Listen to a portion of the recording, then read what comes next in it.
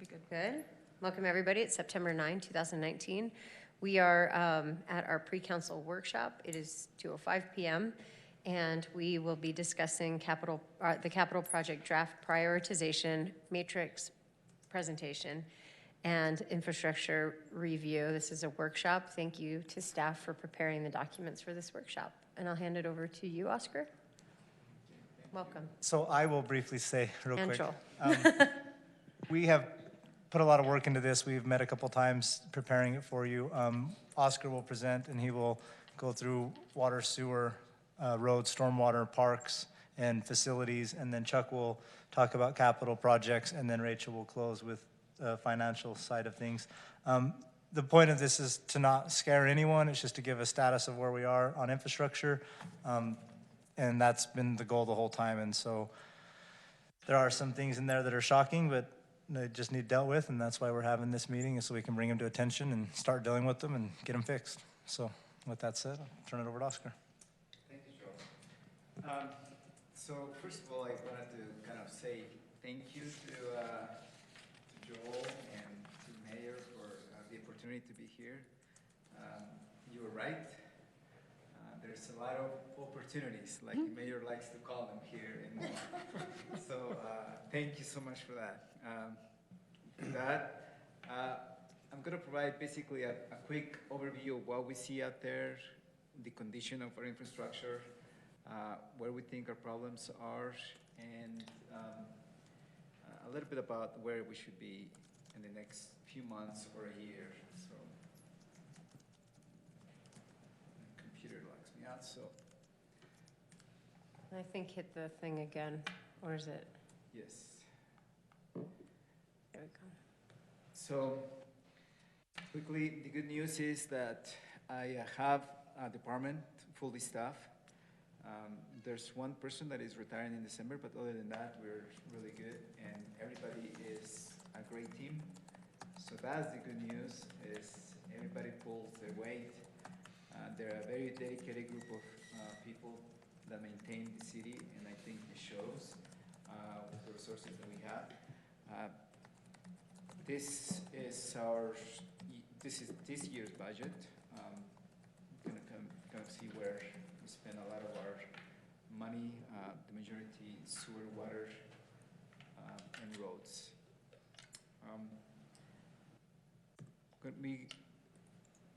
The challenges that I see right now is the budget, really, because I think the amount of backlog that we have in our infrastructure is quite significant.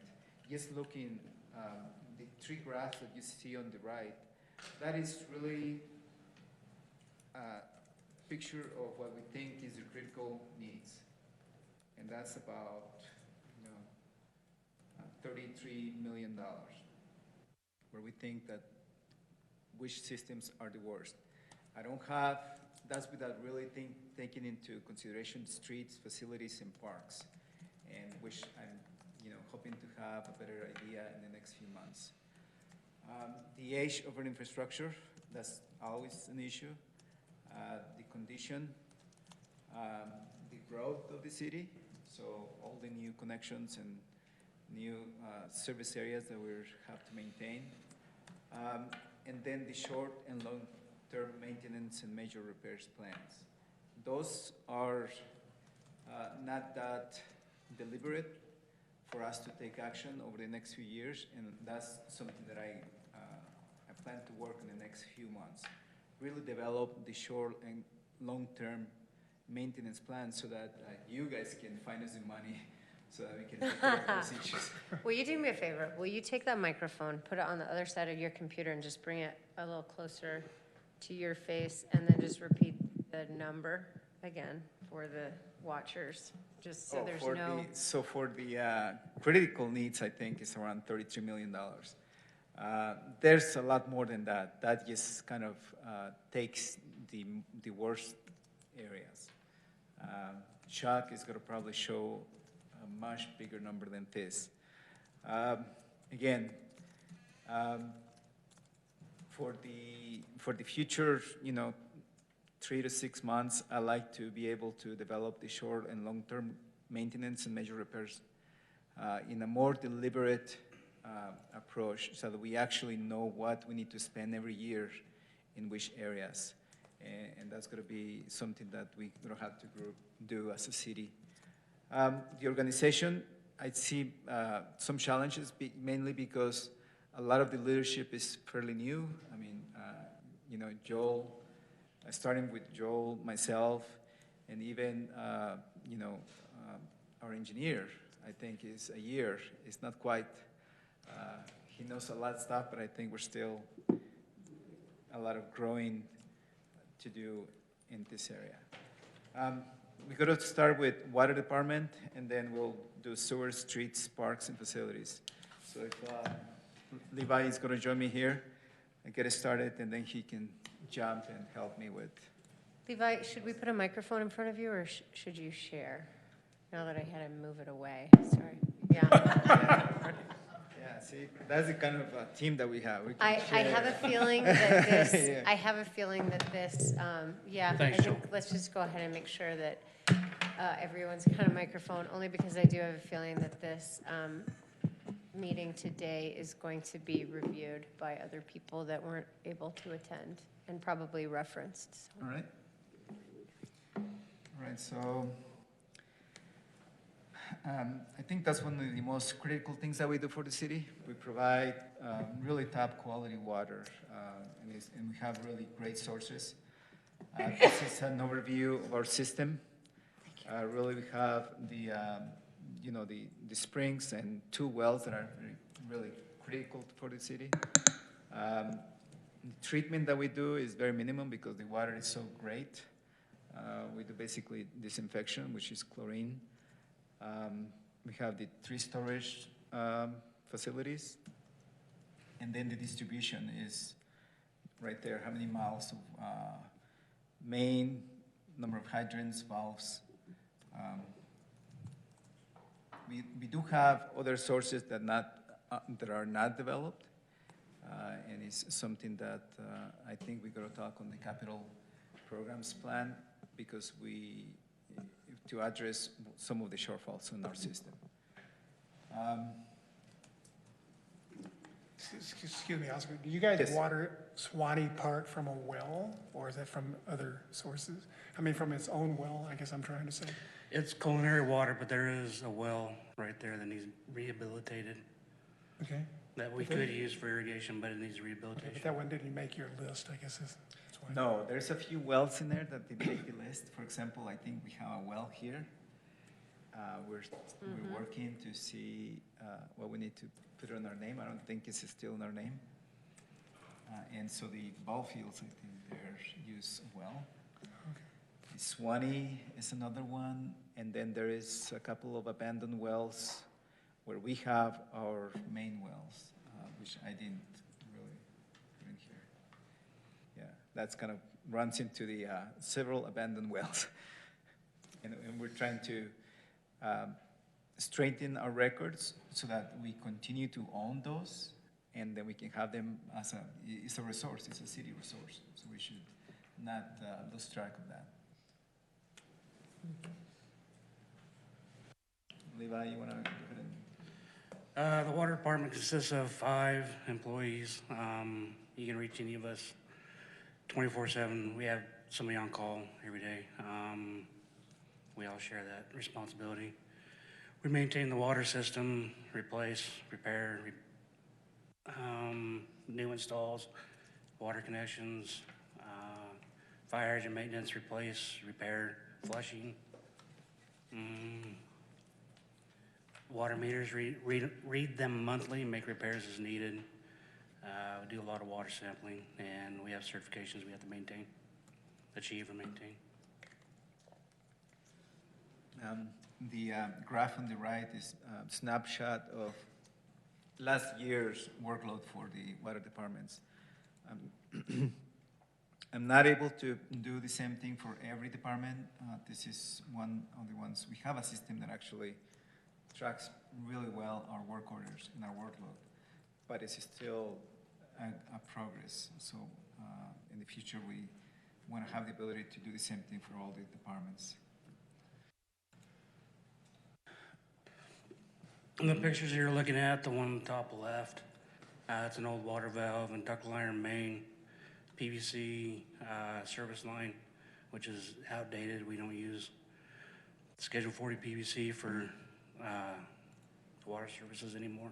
The bottom is the galvanized line leaking, making a water repair. A lot of our older subdivisions like Mountain View, Walker, Palisade, some of our like 200 North, all these are ductile iron transmission mains, and then a lot of the service lines are galvanized, and so we come across a lot of leaks. The one bottom middle, we're making a repair on a spring line. Concrete, we replaced concrete one with C900. We replaced it because of root infestation in the spring lines. The top one's an old meter, a new hydrant, and then the water flushing, or the flushing of the hydrant. Shut down a main. We stir up the water sediment when we bring it back online, so we flush it to make sure we have water quality, good water quality. That's why that water's so clean coming out of it. We try to take care of that. The top one is a new water service. It's our newest connection. Yeah. We're using poly for the service lines. So are all new water lines basically plastic, C900, some variation of that, then It's either C900 or HDPE. plastic, that's plastic as well. Yeah. So nobody across the country does metal water lines anymore, or concrete, either one? Some do. It depends on the environment. So, I mean, even the big aqueducts, big transmission lines are either metal with concrete lining.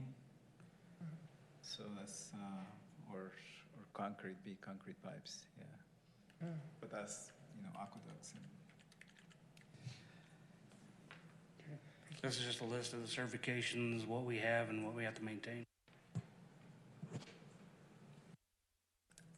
A list of our water sampling and how periodically we do it, how often we do it. Yep. Again, this is the first one, really, the risk areas. We know from just what we find out there that the majority of the breaks happened on the ductile iron pipes. So there is a large percentage still out there, I don't know, 60%, right? The other two areas that I know are an issue is the redundancy. It's something that if you ask me what will keep me awake at night, it will be that. If we lose our pumps or our wells, we couldn't really sustain that for a very long time. So redundancy is important. The other thing is the storage. Basically, we're about 1.2 million gallons short. And that's also from this study, the Water Master Plan.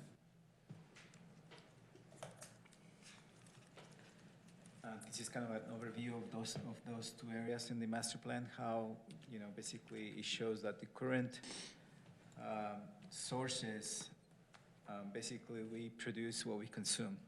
We have a 19 gallons per minute of extra capacity as it is. And of course, the projection is that at 2060, we're basically in the red. The storage, very similar. We're, right now short a little bit more than 500,000 gallons. And the same thing, the projection for the projected growth is, an additional 2 million gallons. So. Is that mainly firefighting capacity? It is both, I think. That drives a lot of them. the firefighting capacity, yeah. Is there any possibility of cooperating with Grandwater to utilize some of their storage? Because that's just a very intermittent need. Yes.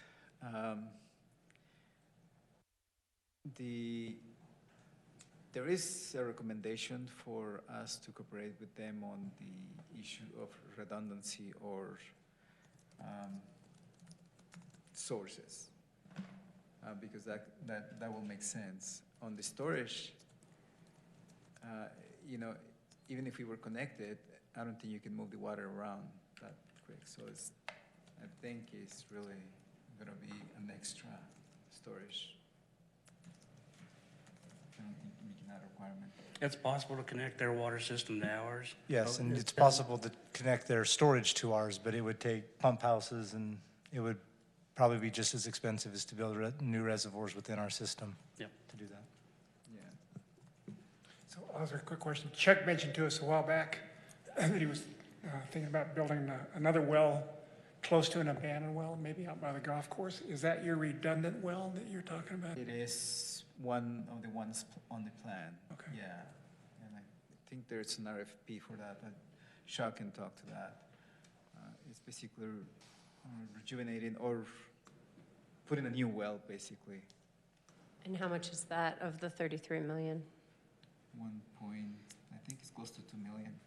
I did see it on the CIB list. Yeah, 2 million? yeah. Okay. Again, one other thing that just be aware that we still have, our system is for the most part really, really good, very clean. All of our tests show that our water is very high quality, but we do still have a little bit of lines that have old lead joints. And some places where the connections have some lead components on it. So we replace those as we install new ones, or and those things fail. But there is some lines that still have the old lead pipes or lead joints. But in the testing, you're not, my understanding is It's undetectable. Yeah, it's not detected. No. But they're in joints. Are you testing homes or are you testing systems? We're testing both. Well, our water gets tested all the time, but we actually do testing of homes. On lead and copper samples, we're on a 3-year cycle, and we've identified, it's mainly for the homeowner itself and the plumbing, internal plumbing of the house. So if they were plumbed within a period of like 1980, 1990, more than likely they've been identified that they've had plumbing or lead in their plumbing. So we pick a percentage of 20, I counted 20 homes for our size of water system that we test every 3 years. And we just went through that testing this last week, so we don't have the results yet. But we don't test for within our own system. It's in the homeowners. When the issue is, it's when the water sits there and lays stagnant is when it leaches into the water. And so it's unmeasurable when the water flows through there frequently. So the homeowner can't flush their water line for a period of 8 hours. And then after that point, we take the water sample and then we send it off. So it wouldn't be there. If we did test the water system, it wouldn't come back detectable because the water's constantly flowing through.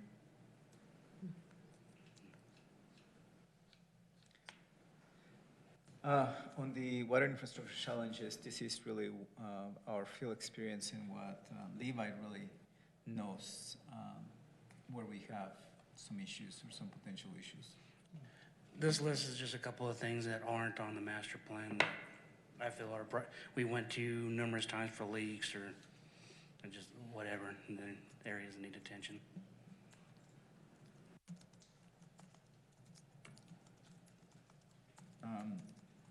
Again, on the CI, on the master plan, we have a total of $10.8 million identified for just the water.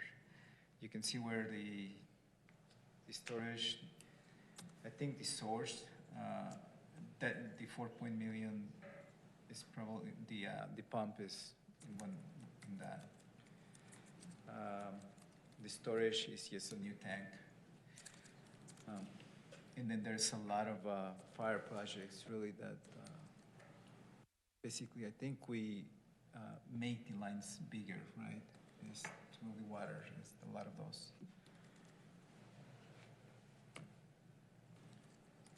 Do we have any other questions? So this might be obvious, but I presume with this recovery of oiled wells, you're engaged with the adjudication process to We recover, just went through preserve. it. Yeah, they were here with us, and Levi and Chuck did a visit of all of the wells.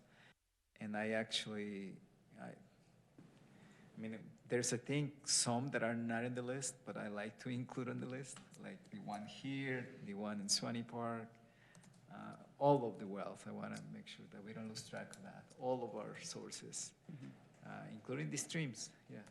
And obviously, one of our major concerns as a municipality is where we have a weekend when we have 50,000 people in the valley wide. If our water systems goes down, it's one of the biggest concerns that we should have as a community. I mean, the inability to provide water to that mass number would be a big problem. So storage is a major concern for us right now. We have to get that storage number up a little bit in order to be able to provide those services when we have that large of a population base in the valley. So is this like a project for us to, I mean, these seem like really clear asks for the state when we're trying to go up and. Yep. So are we asking for 10.8? We'll Just for we'll water? get to that. There's a lot more to come, so, yeah. Okay. Yeah. I might point out, if I may, Emily, so us water guys, and it's been in the papers lately that USGS safe yield numbers and the city's water rights look very comfortable, right? But this is more nuts and pipes and bolts, and it kind of emphasizes what I've been trying to emphasize, is that, yeah, the water's out there, but it's going to become increasingly, in other words, more hotels and accommodations, which, by the way, are not particularly heavy water users because they don't irrigate by and large. But that's one of the decisions as a policy we'll have to make is the cost of putting in the infrastructure, redundant wells and new pipes and new storages and so forth. You know, if we had case A and case B, one with a lot of overnight accommodations and one with less, it might make a difference in how much we have to spend on water. Yeah, this doesn't speak to how much water we as a city own. Only speaks to how much water we're putting into our system and how much we can put into our system with our current abilities. So as that one bar graph showed, we're basically using it as fast as we're pulling it to the surface. And we have the storage tanks full, but wells go down. I mean, this isn't a question of if, it's a question of when. And we had one go down 2 months ago when we had a power bump from Rocky Mountain Power, and it fried the motherboard to our well, and that well was down for 2 weeks, 3 weeks. We're still working on it. Yeah, so I mean, it's not a question of if these things will happen, it's a question of when. And right now, we're lucky, and we just have one go down from time to time, and we work through that problem. But I've worked for cities when we've had 2 or 3 go down at once because of one incident, and you are scrambling to move water. And if you don't have the capacity to move water, it becomes real hairy real quick for a few weeks. So just want to build some redundancy into the system that avoids those scenarios. And we've been lucky so far, to be honest with you. Yeah, that's true. I mean, even those wells that will need maintenance at one point, or they need to be offline. So, we're thinking about all those scenarios, and we'll have something to work. I wanted to point out some of these older subdivisions we have that I mentioned earlier. Their water mains were installed in the 50s and 60s, and the life expectancy out of some of those ductile iron is 60 to 75 years, and we're already past. I mean, we need to replace them now. Every single subdivision we have, we've had main breaks in, so we've already seen the effect of the lines deteriorating. So Yeah, and as we get to the capital projects presentation with Chuck, we're going to show you a lot of that. So.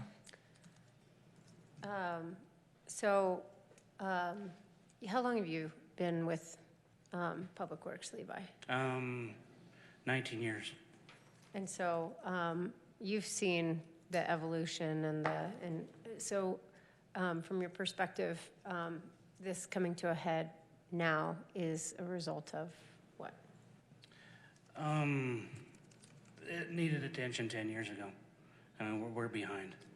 It's as we see more and more breaks happen all the time. I mean, if we don't do something now, we're gonna be in trouble. So from your perspective, it feels like we're responding to a crisis. I'd say yes. Thanks. Mayor? You'll get a chance, won't you? No, he's not on the agenda. He's yelling from the crowd. Public Works in 2014 and the city engineer made a similar presentation, but not as detailed as the one we're making now. So this was brought to the attention of the council, but Okay, in 2014. yes.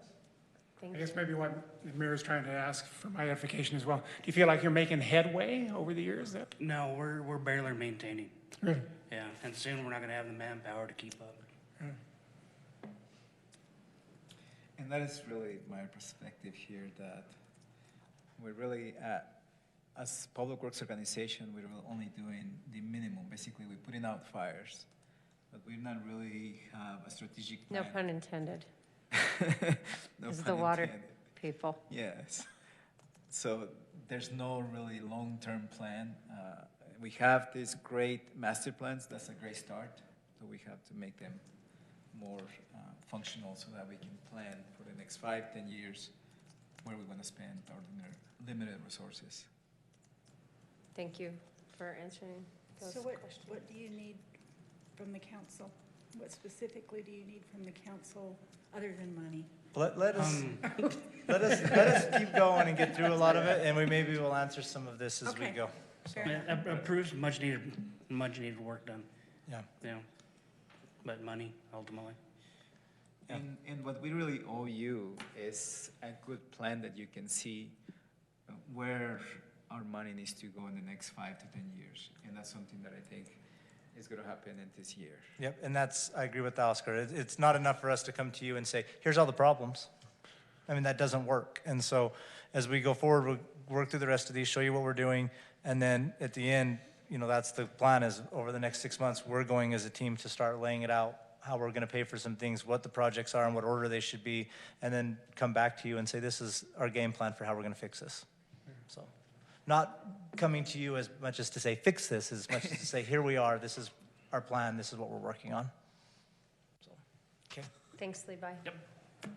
Our next one is sewer. And Obi, if you want to join me. Obi, you want to go ahead and That's my talk about favorite your slide. team? Yeah, so there they are. Thank There's- them, the next time you flush your toilet.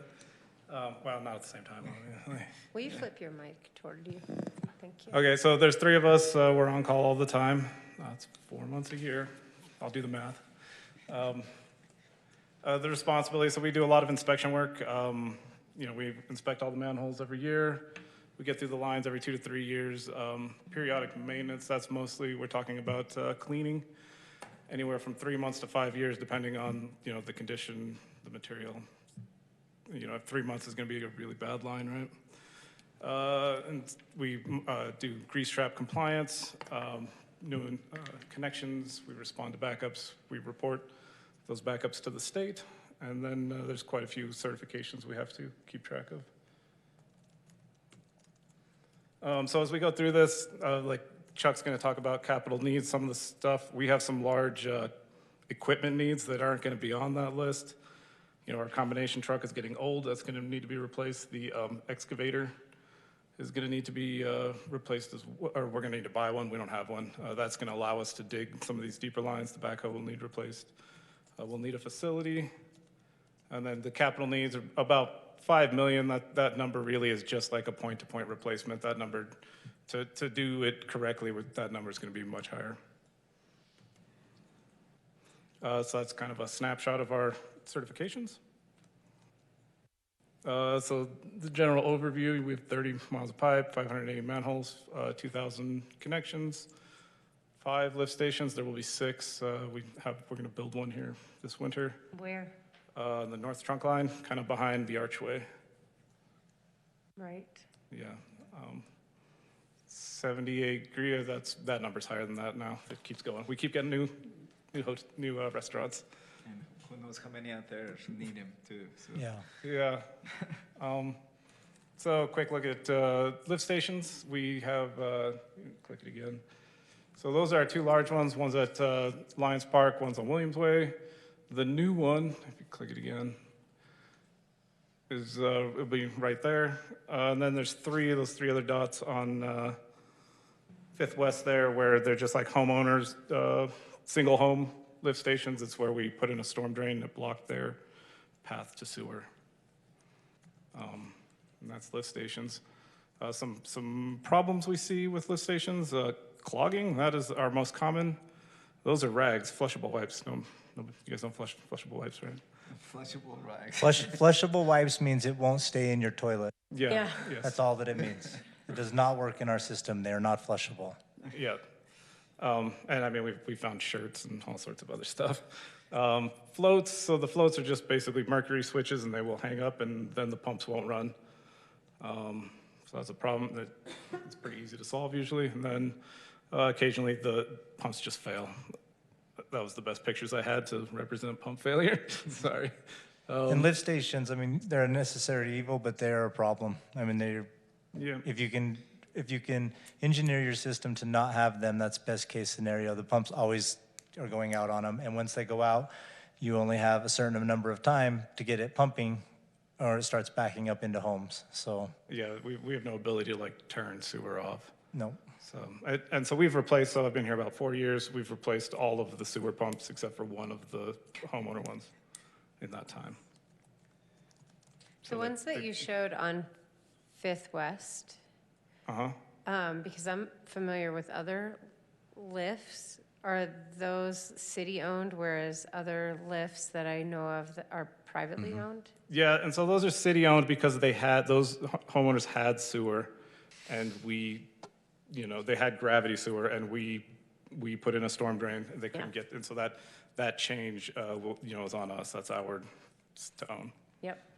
So we can get that line under the storm sewer or the storm drain system, because our system is kind of shallow in that area too, right? So, Yeah, we'll get to that. yeah. Sewer is our biggest problem, I think, and I would say it. Opportunity. It's our biggest opportunity, yes. Yes. So that's This is just another. all the manholes right there. Where we have stuff. And then so some common, manhole problems, broken cones. You can see that one has a hole in it in the top. What's the next one? Roots are a big problem. Oh, that looks like a jungle. That one has a hole. I don't remember when Rebecca Davidson was here, we went out and did like a tour. Some of you guys were here. Yes, we stopped at that manhole. The bottom is, we fixed it. So it's good silver lining right there. The next one is, We don't call them manholes, those where I come from. I call them French drains. yeah, it's basically a French drain, yes. Yeah. And then the seams, which I guess is kind of anticlimactic. I probably should put the holes after that. But again, so just to show kind of what, we go in, the bottom one is a repaired seam, where we grout it, Yeah. just to show it's not all bad. We're fixing some stuff. So as far as sewer pipes, so this is a good point to talk about sewer gas. I don't know how familiar you guys are with sewer gas, but so what sewer gas is, and it's a bunch of different gases, but the one we're primarily concerned about is called hydrogen sulfide. It forms in the water. There's a slime bacteria that takes the sulfur and turns it into hydrogen sulfide, which then releases into the airspace. And there's a different slime bacteria that grows on the top side that turns it into sulfuric acid, dissolves the calcium, which slowly eats the pipe. As you can see in the bottom picture there, that it's thicker on the bottom and thinner at the top. That's because we're losing pipe. And this is kind of a problem that's mostly in concrete pipe. Yeah, all this is. Yeah. Roots, again, that's a big problem. So we generally get roots in the joints. Cracks, yeah, so this will happen in concrete and clay pipe, the cracking. And then, what's the last one? Holes, I think. Yep, sometimes you get a hole. And if you look at the picture on the bottom right corner, he's got the arrows pointing to the cracks. That whole top of that pipe's about to collapse in is what's happening as it's cracking down both sides. Yeah, that's a particularly bad What's line. that? Oh, that's Tusher. Yep. I forgot those were on there. Those are actually the same lines, the one where it's collapsing in the hole. That line is ready to be replaced. All right. Yeah, so there's not much concrete left on those lines. I mean, you can see just aggregate exposed. And every time that we do maintenance, if we need to clean that, we take another layer of concrete. So And when then- you do replacement, are you replacing it with concrete again, or are we doing No. plastic? PVC, we'll get to that in a second. I just wanted to blow this picture up just to show you that, so clay pipe has short joint lengths, and we get roots in the joints, and it can be every joint, as you can see, like at least 3 or 4. And I know this particular line, this goes on for like 150 feet of just root. And how often do you have to go clean those out? Twice a year. We do root lines twice a year. Well, I mean, on a clay line. On concrete, we try to do them once a year because we can only clean those so many times before there's no pipe left. Yeah, you're Right. gonna take the pipe with us. Yeah. So now I'd kind of pivot to like whole system evaluation, just kind of show you some of the things that we evaluate on. So capacity is going to be the most important factor for a sewer, right? Do you have enough space? And the answer is yes. We did a study in 2017. Yeah, Bowen Collins did, and if you guys are interested in the capacity of the system, I encourage you to read it if you haven't already. Capacity is good. Condition, that's kind of what I was showing you already. It's bad. Grade and alignment is kind of the slope of the pipe and how it gets from your house to the plant. It's a gravity system, so you can't always, it's not always the most direct line. Sometimes there's some weird things you got to do. And I won't talk about those at all because depth is the more important one. If we make our system deeper, it gives us options for grade and alignment. And then jumping right into depth, I believe. Yeah, so there's a map of, like the relative depths of our sewer. That just running through them, that 1 to 3, that's just way too shallow. We don't have much of that, but that's painfully shallow. 3 to 6 is too shallow. If you click it one more time. And this leads to all sorts of problems. When we had the problem with the gym, that was a part of what the problem was. The gym came out towards center. The line in center was only 3 feet deep. So rather than run it to the gym, to that line, they ran it back around all the way through the parking lots. And we had 600 feet of lateral because that was the first place they could find a line low enough to tie into. And so the sewers not being deep enough creates all kinds of problems for the system. Yeah, so the one problem that we see a lot of is it conflicts with other utilities, particularly water. There's rules for how close the water and sewer line can be for obvious reasons. And we conflict all over town. We have major problems with that. Shallow sewers also contribute to sewer gas, because it's biologic. The shallower it is over the summer, when it warms up, you're going to get a lot of activity, biologic activity that's going to create those gases. As you can see, we're just a very shallow system. And the point of this is, point-to-point repairs, where if this line is failing, sometimes it doesn't make sense to just replace that line, right? You need to go back here and bring it to that point to get it deep enough so that, you're solving all these other problems. It's not quite like like a road. If a road is bad, you just replace the road. With sewer, there's all these other factors that you have to look at when you're replacing a line, to look at it holistically. Does that make sense? I wish I could zoom in a little bit on that. There needs to be a lot more blue on that map. Green is, so blue might be a little deep. The green, like 8 to 10, is that's primo. That's where you want it to be. So is what's deep enough? What's 8 to 12 feet deep? So Does that fourth east? Newer construction and, No, not necessarily. No, because you're tying into the same, a lot of the new construction. So some of those shallow, those 1 to 3, those are PVC lines that are newer. And it's just, they forced, you're like, we're going to make this, Yeah, that whole area that's up where I don't want to name names, but up in that north corner, a lot of that is not shallow and it's flat. It's not even laid to grade, so it's not even flowing through it. It's just stalling in it, and it's newer pipe. It's just not been So even put when in we go correctly. back and try and replace, when we have an emergency, for example, the problem is that if we have to replace a line right now, it has to be at that depth, or we have to put A whole new system, in, a whole new line. right? So we need to start at the treatment plant. Right, And then we are that's what I was back gonna into the say. city. That's really what we trying to say. Yeah, with sewer, it's a holistic thing, right? Like, we're looking at system replacement is kind of what I'm getting at. Not replacement, but it's a large portion. A significant portion. Yes.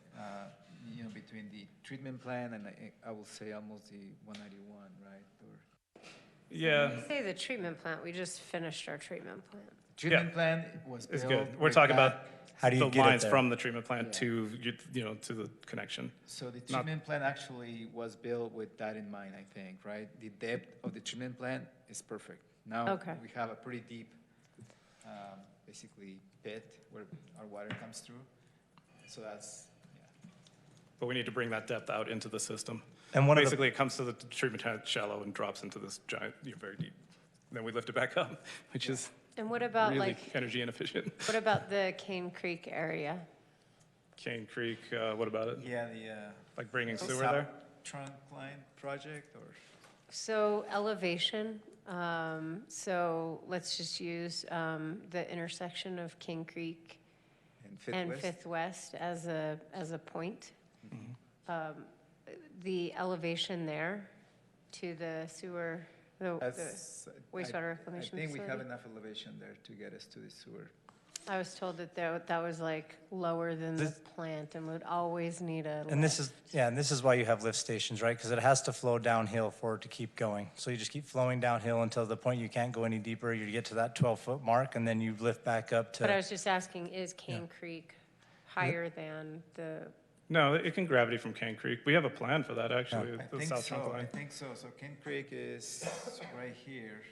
There is a lift station right here, right? On Williams Way. yeah. Right here.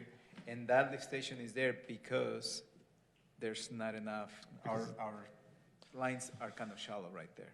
Well, and that's a whole nother mess in and of itself, because when that was installed, it was installed as private property. The line is all under their driveways. The lift station was supposed to be a private lift station. It was not supposed to be a city project. And then once they got done, they gave it to the city and the city took it. And so in reality, that whole system needs to come out, be brought out into the public space where it can be under the road and actually maintained. It's currently, that whole line's underneath their private property. So that's a whole nother, well, I guess what I issue. was also curious about is as we look at building a new public works facility and that location, are we gonna have to put a lift station in? Septic? Septic It's on septic right now. no, if we put a sewer line in, would we need a lift station, is the question. No, it'll make gravity from there. It will gravity to the plant from Cane Creek. And the other problem, But we just got to bring the line there, right? Like, there's no, I mean, conceivably, we could run a line all the way with gravity to the plant, but we have to bring that line to it, right? So, So we do not have a line to it, right? no, yeah, there's no service in that no- area. It's a septic over there, yeah. So another- that seems critical. So all this area right here, basically right here, Yes, is like a not dark serviced. hole. It's not service, yeah, they're all. I don't septic. think, so this is my personal view, is I don't know that we should be adding new service area until we replace some of the failing service area we have, right? Like, that's where our money needs to go, is fixing the lines we have before we bring on new customers.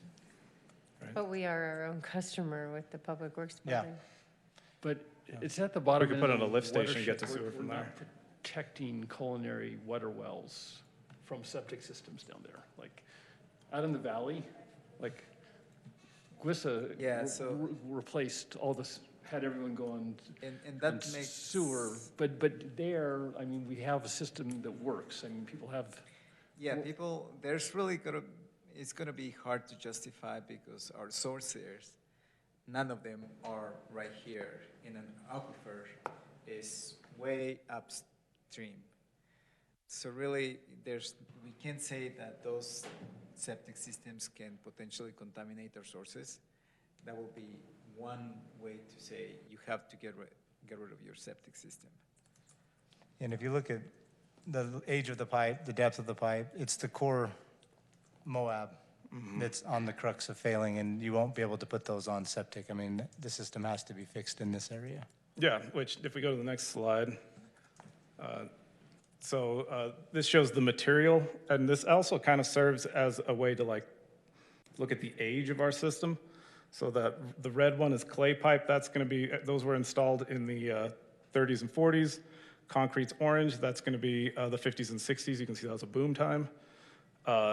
Asbestos is 70s, and PVC is everything from 80s till now. As you can see, we just really haven't replaced much. It just kind of, we started in the center of town and we've worked out and we've just not really replaced anything. Each of these kind of have their pros and cons. We'll go through them real fast here. Go ahead. So PVC, this is what we put in. This is the gold standard. 75 to 100 years. Doesn't react. It's smooth, so it flows well. That's The kind of problem, but the a only, third of our system. and the problem we have with our PVC though is it's in the shallowest part of the Yeah. lines. And so it's been put in, it's our newest pipe, it's our area that probably doesn't need replaced, but it's been tied into the area that's so shallow that it's not to depth. And that's, I mean, it'll work. We're not gonna mess with it in anytime soon, but it's not even been installed where we need it, basically. Yeah, I mean, the sewer system was installed too shallow. That's just the basic version. Clay, this is some of our, so this is our oldest pipe. As installed 50 years, the truth is that varies wildly depending on how it's installed. Ours has root problems, you know, other than the terrible joints, it does well with sewer gas and it's okay, but it's old and nobody uses it anymore. The next one is, It's 50-year life expectancy, ours is 80 years old. yeah, Nice. I mean, it needs to be replaced. Asbestos cement is actually an okay material, except that it's got asbestos in it. So there you have that. I don't think we need to go over that one very much. And then concrete is kind of the crux of where, you know, the majority of our really bad conditions are. 50 to 60 life expectancy, we're at, you know, we're right in that. But ours is shallow and corroded, so ours is not in the best of conditions. It's failing. It's failing, yeah, and so it's half of our system. So what is the size of those lines? Mostly 8-inch, except for some trunk line, which can be, you know, much bigger than that, but mostly 8-inch. The clay is mostly 6-inch, and the concrete's mostly 8-inch. So with the concrete, is there opportunity to sleeve it? So if we go to the next one, is that oh no, I go back. So the problem is it's shallow, so we can't just sleeve it. I mean, we could, but if we want to fix the system, you know, so that it works forever, we need to make it deeper. So there are some areas that can be sleeved, and we are exploring that. I mean, we're trying to save money every way we can because we know we don't have money, right? Like, there's not enough money for what I'm telling you right now. I get that.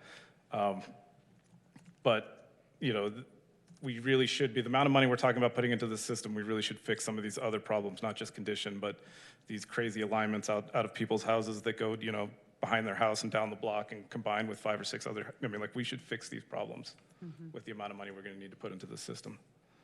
And it can be done. So 47% is concrete, and then Yes. I'm just curious, it almost looked like it was 70% is in that 3 to 6. So, yeah, I've got a side-by-side of that here in just a second. Let's show them, this is just a pipe we have. You see outside of the pipe. Yeah, this is a video I had. It's like my wow video. You can count the number of broken pipes.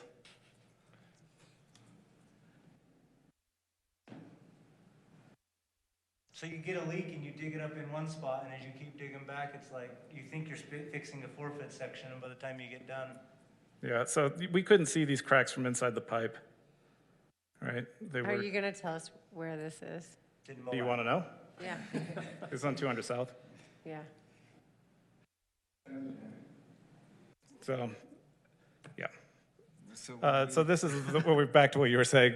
If you look, there's a lot of overlap in the shallow pipes and the concrete. Like, the problems are kind of coming together, right? Like, the reason that they're failing so bad is because they're shallow, because we're getting sewer gas, because of, you know, it's hot in the summer here.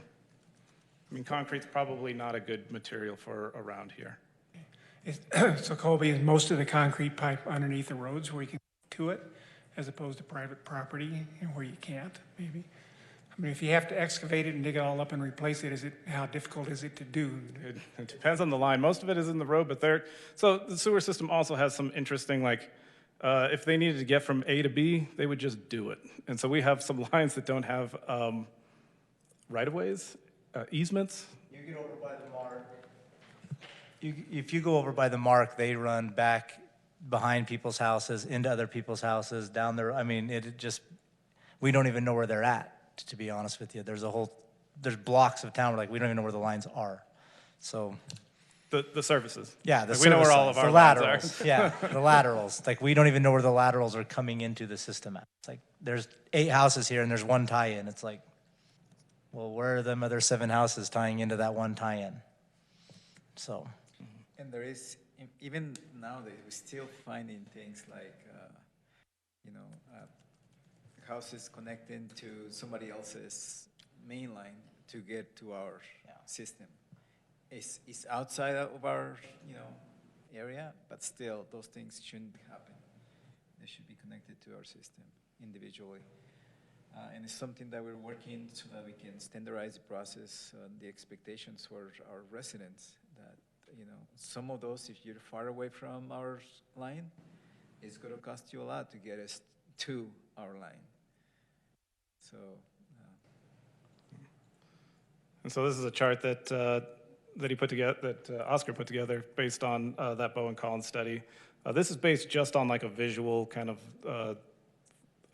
wall condition look. So this doesn't really, this doesn't go over like roots. If it has roots every joint, that engineering firms don't really see that as a capital problem. They see that as a maintenance problem. But and so that no data part of that is some stuff that we don't own. Some of that's going to be PVC that's good, and some of it's just going to be like main lines that haven't been filmed because they're too full. And this cost estimate is only for the red that we see. And that's that point-to-point repair I'm talking about, right? That's not really the best way to do it. Yeah.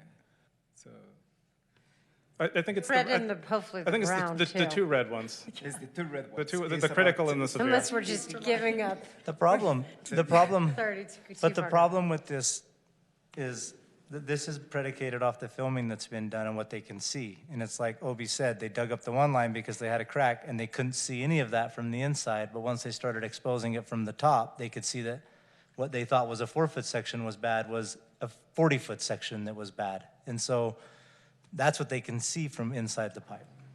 And it could be worse than that. Yeah, so this shows that, I don't know if all of that red is actually on the concrete line, right? Our concrete system is for half of the entire sewer system. Okay, so you started off by saying there was a total of 33 million. Water, it sounded like that was 11 million of that 33, and is sewer 5 million of that 33? Yes. We'll when we get to the end, we'll have Or a, what I see that are Summary. critical, yes.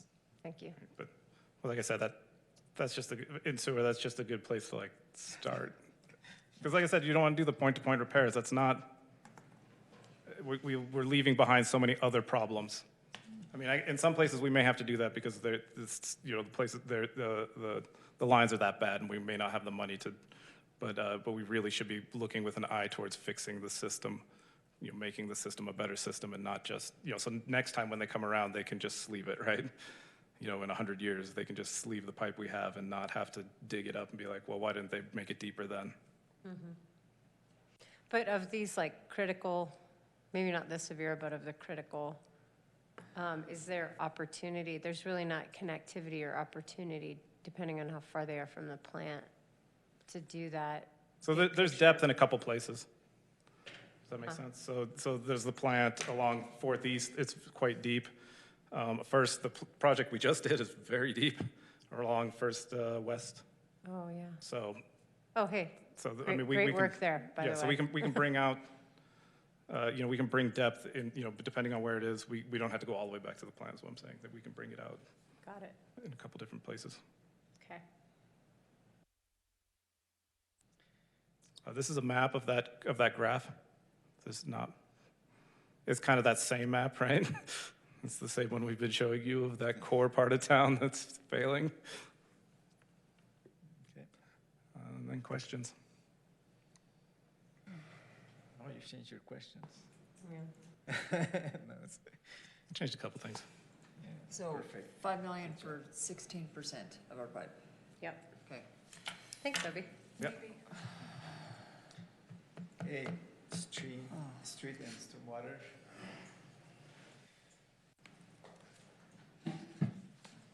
Is your phone ringer It's on? all off. Because I just want to let you know, I don't mind if it's on. I know. Makes you laugh every time you hear it. So street again.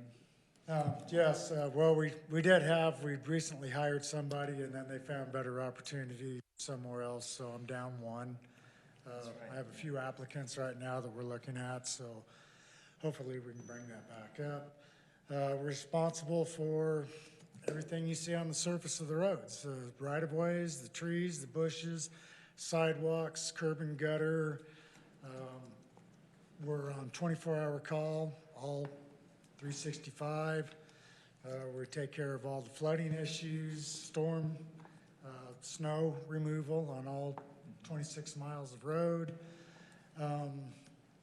We have, I guess I'll just stick to that, we have 1 mile of unpaved road, which is a couple of different sections in the valley, 494 storm drain inlets that get checked all the time. We have 1,082 posts and 1,680 signs and 139 crosswalks around town. And normally we paint every one of those with a hand striper. If there's paint on the road, we've pushed a striper over it. But you're getting some help. So Yes, recently we've been on the major boulevards and collectors. There's 4 school zone crosswalks, and we do the maintenance of all the trees, and not only city-owned trees, but by fire code, if a tree is more than 13 feet 6 hanging over a road and it's a private tree, we still have to knock on the door and trim that tree in order to keep with the fire codes, along with the 7-foot distance off of all sidewalks. So we maintain nearly every tree in this valley. So that takes a lot of time and effort to do that also. Weed control on all the sidewalks and right-of-ways, including if it's private property, we trim that back 2 feet off of the curb and gutter or sidewalk if the homeowner hasn't done it, or it's a vacant lot, as like the Apache over here where the trailer park was. We have 5 miles of ditches and flood zones, 5 bridges, 3 retention dams, 48 decorative lamps downtown, which there's 2 on east sidewalk side and street side. We run a pretty tight sweeper program, at least 8 months out of the year, longer if we don't get snow or weather. As I'd mentioned, we snow plow all the streets and priorities. We support all the special events, which is setting up road closures or temporary traffic control or whatever assistance we need to have on those. Painting red zones, and I can't tell you how many miles there are in this town of red zones. And striping the streets and the parking areas. Last year we patched at least 300 potholes, and that's where they just broke out in the middle, and we put perma-patch in them and smooth them out again to hold it together. We had at least 75 storm drain blockages, which we'll get to issues later on. 10 sinkholes. Going along with water and sewer, especially water, if they have a break, then we have a sinkhole. Oh, yeah. As simple as that. And then they fix their lines and we go in and patch it. We did lose, well, the trees that died in the right-of-ways, which it was nothing serious. Most of them are right down here on 100 North and 300 East that just become a danger. We installed 20 feet of new culvert. We installed a new 4x4x4 vault down on 400 North and Apple Lane. Repaired 60 feet of culvert. That is one of the issues that we probably need to discuss. Quite a few of our storm drains are being used, and it was apparently an agreement with Moab Irrigation when they put their pressurized lines in. They sleeved their pressurized lines through the middle of our storm drains, which I don't know what the agreement was back then. Through. Right. So we have basically our metal pipe, Right. and in the middle of it is their plastic pressurized PVC line. Well, Like yes. inside Yeah. or across? We'll have No, No. inside. We have a Metal, picture later on. PVC inside. And so PVC lasts longer than metal, and the metal was already in the ground when they did this. Our metal storm drains are now failing, and there's no way to go in and replace them because there's a PVC pipe running right through the middle of them. And so we are literally going to have to abandon those lines and put new storm drain lines in. There's no getting around it. There's As no, in the recent issue we just had, if you noticed for years, right there by the sheriff's station on 100 East and Center Street, there was that huge dip. Well, we finally got around to tearing that out. And what we found was our 30-inch culvert was rotted on the bottom. It had holes and the water was seeping out, and then it was causing that to dip. Well, we cannot replace that line because we have a Moab irrigation running through the center of it. So I can't cut that pipe, pull that piece of pipe out and slide a new piece of pipe back in because there's something going down the middle of it, Moab irrigation. So we have to go in there with, cut a pipe in half and bring it up and seal it and then patch it that way. The only way to do it is to bring a new pipe out of the vault or the catch basin and bring it down the street where it's not being impaired by the Moab irrigation I line. think we have a picture of, We might have. And that there's system nowhere, there. nowhere in the agreement that we specified liability of that? we'll have to review it. Yeah, this was long before, I've been here 12 years, 6 months. I'll be shocked if we can find an agreement, but we'll see what we can find. But I mean, Well, then would if they we don't be have an that difficult agreement, to they work don't with? have I the mean, ability to run through it. I mean, we won't be bad I don't know. neighbors, but Yeah. or come to. We'll just have to deal with that as we get there. So I'm familiar with the vault over on Apple and 400 I North. think they'd work with And I us. heard you talk about that, and I heard you talk about what seems to me a bigger problem, which is the existence of MICs, lines running down the middle of your old culverts. In that instance right there, way back, well, it was before I got here, they had the storm drain that ran east and west, going down towards the sewer treatment plant, and Moab irrigation runs parallel but out in the street. north-south. Yeah. Well, their drain valve, where they drain the entire system during the wintertime, they had turned it, merely cut a hole in the side of that storm drain and folded the metal down, laid their pipe inside of it, and then poured concrete on top of it and buried it. So what had happened is the concrete failed, and as they were emptying their lines last year, it bubbled up and caused that huge sinkhole right there, which exposed the culvert. Now, luckily, I work well with Dave with Moab Irrigation, and we figured out how to do this, and they purchased the box, which was almost a $5,000 culvert, or a vault. And then we went down and installed it. And we had to figure out the angles and how to drop it, and it has to match our pipe coming in from each side and their pipe coming in from the other side. And that was a engineering job on the fly at best. But that's what they did, is they just cut a hole in the side of the culvert, laid it down and shoved their pipe in it and concreted it. And theirs is a pressurized line, so technically all they had to do was basically go around it, either, I mean, Maybe we should have looped it. well, based on state law, if Well, there's it was if just that's a- a pressurized line, they're gonna have to put meters on all of their lines Well, it's not anyway. really a pressurized line, Emily.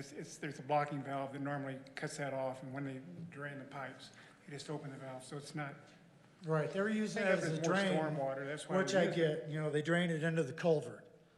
And it goes down into the wetlands. I mean, That's an that wasn't irrigation the real issue. The issue was how they had done it years ago. Yeah. That had to be fixed.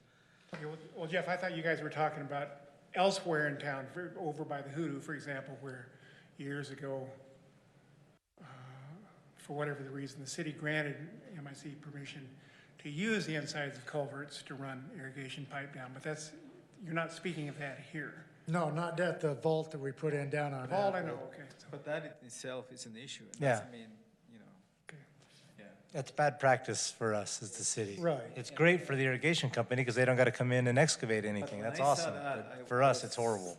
It doesn't make sense at all, because we have a capacity issue as it is in our system, in our drainage.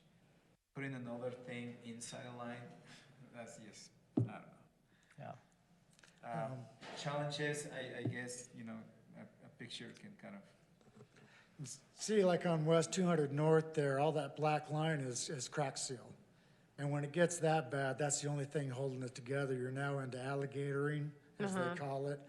And it gets worse over on 100 North, or 100 South, 300 North, West Center. You know, it may be what you might call a not a through street, because it goes past the Rio and kind of, it's not private property back there, but it is. And it's supposed to loop around over to Shields, but there's issues there for Oh, that's a whole other reasons. complicated, that's a Yeah, whole- that one's complicated. Super complicated. And the road system's just failing. It Right. just needs replaced. Go ahead. These are some of the things we found in the culverts. We do, What is that, a What? tent? What? that's just asphalt and blockage and concrete and rocks and things that got flushed down into it. yeah. And the one on the right, you can see is the This is that picture where, you know. the irrigation our lines storm running. drain is right there, and this is the irrigation line running right through this. Which back, you know, it isn't a problem for them to do that other than it minimizes our capacity. What happens is when our storm drain starts to fail, you can't replace it. Yeah, that's the problem. Right, you can't just do a quick fix, order a piece of pipe and fix it like I normally would. But I think they should be paying rent for you. The other issue, Biden's work at these slides, is we have many tree issues here. And the wrong trees were planted in the wrong areas. The bottom left is right at City Market where you have major foot traffic. The only way to fix that is to tear that piece of concrete out, take out that tree, which is a big no-no, or cut the side of the roots and lay that back in there, but now you've created a problem of, is it gonna die? Is it gonna tip over because you've now one-sided that tree where the roots won't hold it from tipping over? Well, and the roots will grow back and push it right back up. Right. The other one was in front of the liquor store on 200 South, and it's just showing you how big the roots get. And they heave the concrete, and now we have trip hazards, which is a liability. And so how did you fix, Especially right in front of the how liquor did you store. fix that one, Jeff? At the moment, we cut that root out because it wasn't a main support route, but we had to just lay road base back in it because we couldn't get the concrete. In this instance, we didn't break the sidewalk when we took it out. So we laid the sidewalk right back in where we'd taken it out of, except for that one section. And we used road base just to pack it in. In such cases, if you'll go down Cane Creek and look at the sidewalks down there, we used asphalt because it has give. And when a root grows back and comes up, at least it doesn't give you the sharp angles that concrete does and cause a bigger trip hazard, so. So is that an old policy about the trees? I mean, is that something that we can look at, and if it's, I've already started dealing with that. We have all talked about, and I have a book and proper tree practices in town. So as people plant trees, they come to me first, specifically Triassic, because they do a lot of tree planting, and we discuss what trees are best for that area. I haven't looked at it really. Do we have root barriers or a standard? We can, I don't know if we have standards on it, but I do have a book on root barriers. So we can make it a standard for the city, so. Hey, if And you I had plant- built, when I replaced the trees on Cane Creek, 100 Southwest right there across the street from Zach's, those new trees there, because I have old pictures of just how dangerous that got. And we did get a couple of claims to the city because people had tripped right there. So I had to remove all 4 of those trees. I didn't want to, but I had to. But we replanted decent trees right there that won't have that huge root system. And we put root barriers down underneath that when they were planted. So we're trying to rectify every time we do something to bring it back to our standards of what goes in. so like that, I know one of the issues is near the Wells Fargo and Lima's, I mean. Oh, that was an asphalt patch. Yeah, I had to, right in front of the T-shirt shop at Dottie's, Yep. yes. I have permission from her to take that tree out. I try to get permission from the people. Right. We just haven't done it yet. So in order to kind of fix that over until we could get to it was to cut some of those roots and lay asphalt in there to get rid of the sharp edges so it wasn't a trip hazard. But yes, we're gonna have to remove that tree, and I hate to do that.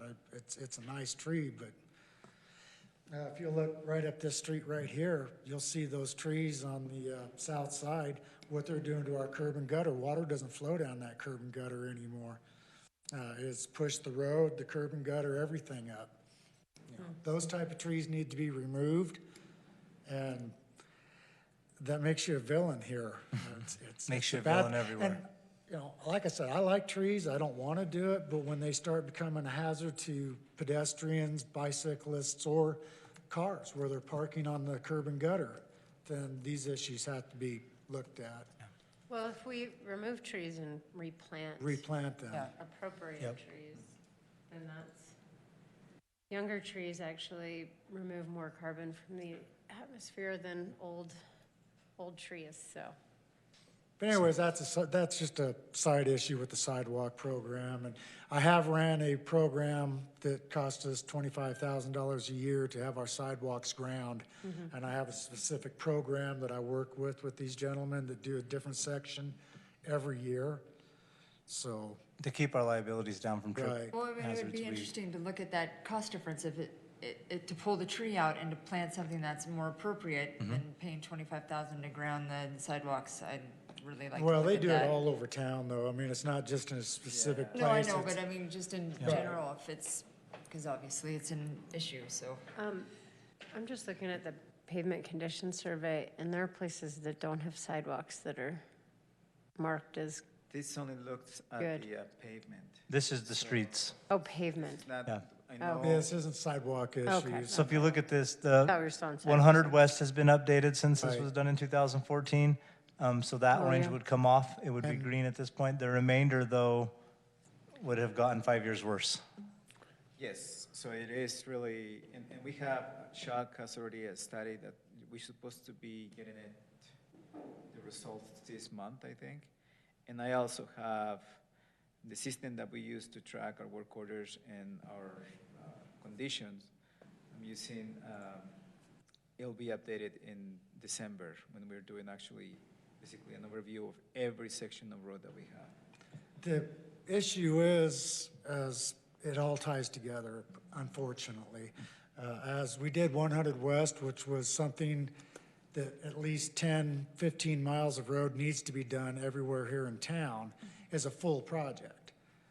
If you're gonna tear up the road, you need to put in your water system, your sewer system, have all entities on board to do what they need to do, because you're not allowed to dig back in that road, I believe it's 5 years after new pavement's gone down. So, yes, it is all correlation, and it has to be projects pretty much like First West was. You know, you just do the whole thing all at once. And the worst conditions right now is Cane Creek, and Cane Creek is a, Arterial? yeah, it's a major artery, and it does feed everything, including a lot of people using Fifth West now, because that is our bypass from Yep. 191 back up to 191 without going through Main Street. But it does feed all of your trails and, you know, Hurrah Pass and all that out there. 200 North off of 100 East, West Center Street, which that's also that street that dead ends down there, but, you know, people live there, there's businesses there, and there's hardly any road left on that. 100 South, which is, we did that section right there in the middle of it, which looks nice, but both ends after that, it's just deteriorated to where you can't even do crack seal on them. Go ahead, Oscar. It's just a quick overview of just showing how typically the investments happen. You want to do the investments when the road condition is still fairly good so that you can get a couple more years on the life of the road. When you don't do that, it costs you, 5 to 10 times more when at the time that you actually want to do it. When you wait too long, the condition is that bad that you really, you need to spend 4 to 10 times more what you were supposed to. We have a lot of crowning too, like Fourth East. Right. So I just didn't know if that was included in the, Oh, anytime you rebuild a road, then you put the specific crowns into it to get the water to flow correctly. 400 East, we have a lot of storm drain issues. We're over capacity on water in certain storms, and our storm drains aren't large enough. You can go back to that other one now for a second. This is what I did last Saturday night. It was 1 o'clock in the morning. what happened? I'm not exactly sure. Somebody came around that corner off of 300 South and went up over the sidewalk and clipped that light pole. This is the third time that's happened Oh, in the last 2 years. It just jumps right out in front of people. Yeah, I don't know what it is with that light pole.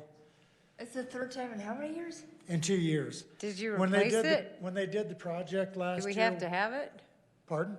We have to have it? Yeah, that question. We had that discussion at Yeah. length. We are replacing it at the end of that, but we talked at length about whether or not we had to have it. So, To glow in the dark paint? Well, a lot of big trucks come down 300 South and they turn on the main street. Well, they drag their trailers over the sidewalk there, which is Yeah. a bad habit because somebody's probably going to be standing there someday. But that's what had happened the last couple of times was trucks clipped it. You have to, some of your street maintenance money come from the state, a transportation, Class A or B or C, I forget the letters, There's some, From- Class C. Right. Class C, yeah. So this gets into, the state's talking about redoing their overall tax structure, and one of the things that seems to be sacrosanct is gas taxes. Nobody wants to raise gas taxes even though they haven't been raised in years. And if they were, I'd be a big advocate of doing that. It seems eminently sensible to me. Costs have gone through the roof in the many years since it's been raised. And it would give you some more money, along with everybody else, to fix the streets here. Right, and we, with that B and C money, and Chuck will talk about that, but I believe we get an amount for a certain amount of paved road we have and unapproved roads. It's how they figure your tax base on what you get for your B and C monies. But I'd like to see the state raise that rate, to bring it up. and we're in the process of reviewing all of that to make sure our road count is accurate, to make sure we're getting what we're supposed to be getting for our B and C roads. Because if you've done annexations and you didn't turn in new road counts to the state, you're now maintaining roads, you're not getting monies. Right. So, And this is a really an overview of the master plan, what they identified there, and look at all of the projects, and I classified as, 3 major categories that I kind of, capacity is a big one. Basically, that's here, we need to increase the capacity. New conveyance, basically new lines, a lot of new stuff. And some miscellaneous. So 8.6 million is storm? Storm, that's not, yeah. Like I say, I don't have a number for roadways, street, roadways, sidewalks, ADA issues, those kinds of things, so that's still. So back to that 33 million number, that 8.6 is part of that 33? But it's a question mark about like streets? Yes. Okay. Yeah. So they look ahead, and this is what I like to do for everything, really, is really a condition survey for all of our systems, which for the most part we have them, but stay on top of them as we every few years we should be renewing that. The roads, we have something coming up in September, but also we're doing something in November where we actually gonna do all of the roads, not just the worst ones. And then develop a plan to maintain and to preserve the roads, and develop the budget so that we can start telling you guys how much money we need. On the sidewalks, I know the city has this program with, I think it's concrete cutting, right? Precision concrete. Yeah, precision, yes. Yes, actually, it's a pretty decent company. I use the same company in California. And to update basically the condition of our sidewalks, develop an ADA transition plan. We're getting a few requests about crosswalks where our sidewalks don't have accessibility. So we need to start developing a plan to start tackling those issues. The same thing for the storm drain. Before you go into storm drain, since we're all in the room together, I just want to bring up what has been a subject that we've been trying to tackle, and that is the idea of it sounds like there's a sidewalk survey, but I've talked about it, Mike's talked about it, Karen's talked about it, but specifically to address the fact that we have certain areas in the city where sidewalks, we have part of our policy that when there's new construction that a sidewalk be installed. Mm-hmm. And this council wants to have, wants to address the fact that there are places in the city where we will never have sidewalk connectivity. And that we want to have that as well be part of this, because if we say we want sidewalk connectivity, if somebody does a remodel on Tusher or Walker, and then they're required to install a sidewalk, like it's nearly, it's an impossible dream to think that the entire street's gonna have, sidewalks installed at some point. Yeah, that seems extremely reasonable. We can go through and we can work that in as we go forward. And there's the counter to that, right? There's the other areas down on 100 West where we've just put in new infrastructure on one side where we have ADA ramps and everything's good, and then on the other side of the street where it's the old stuff, there's not even a down cut curbs or a curb cut. So like literally on one side it's completely ADA perfect. They come off, they start crossing, and there's nowhere for them once they cross the street to get back onto the sidewalk. So we need to address the areas where reinvestment's pointless because it's never going to expand out, and we need to address the areas where we've done it on one side and need to go in and tie it into the other side as well. And we've been asking for this since I joined council. Yeah. Well, I have dealt with many of these folks where that has been an issue, say in Taylor, Chinley, those areas down there where there is absolutely no sidewalk, and yet they did an upgrade in the backyard or have you, a mother-in-law suite, and they were required to put sidewalk 20 feet of it in front of their house. Yep. And there'll be no tie-ins there, but I had to make them do it because that's what we have. We just need to address We need to have a it. plan so that we can say in lieu of that there's a plan in place. And we just need to That's a address it policy as we the go council wants to forward. have. We've made some mistakes going forward with some of that stuff. We've allowed, there's one subdivision where they've never even paved the road, and it's just dirt. We didn't require them to ever go in and finish it. We have roads where, kind of like what we talked about on Williams Way, we have roads where they would come in and they did them as private roads, and they were never built to city standard. They were never built to grade. And as soon as they got done building them, they turned them over to the city. Well, the citizens are now going to have to pay to upgrade all those roads and bring them up to standard so they can actually be a commuter road, because we just let the developer off the hook when they built them, basically because they didn't want to pay the cost of the road. And the second they get done, they turn it over to the city, and now the citizens will pay for that development. And we're not doing that anymore. We're not taking private roads. If the developer is not going to pay the cost of building that road to standard, then the developer is going to keep that road and maintain it. The citizens are no longer going to pick that up for them. So we got to fix those things. Those are the small things that have just over the years, the cheaper way to do it and to help get something in here. I think we're past having to get something in here. I don't think we're at that level anymore. I think we can be pickier about what our development is and where we want it and what we're getting and how it will be done. I mean, that's the whole point of how we're changing overnight accommodations. We don't have to just take whatever application we can get. It's not 1995 anymore. And I think that's what the residents expect too, that basically clear guidance. So if we identify certain areas where it doesn't make sense to have sidewalks or it will never happen, then why are we asking them to build sidewalks? Absolutely. I know there's a few areas that you drive by and you see one section of sidewalk not connected to anything, and it's just kind of like, it's unfair.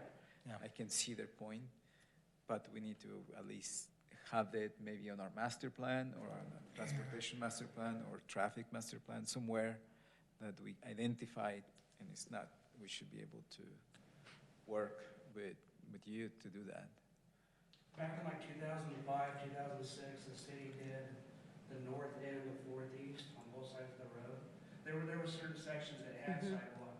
I don't know if any of you guys remember that. And it took moving telephone poles, fire hydrants, water meters. It took redesigning the intersection.